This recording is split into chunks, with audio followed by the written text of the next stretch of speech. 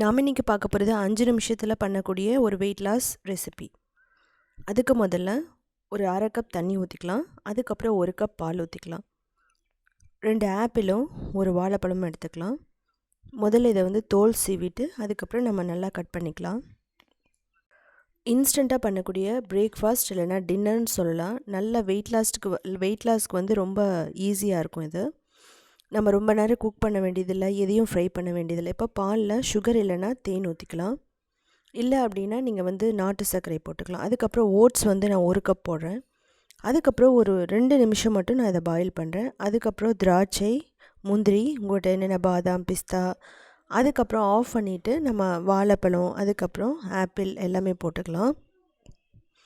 போட்டுட்டு நல்லா மிக்ஸ் பண்ணிக்கலாம். அதுக்கப்புறம் நம்ம உடனே சாப்பிட வேண்டியது தான்.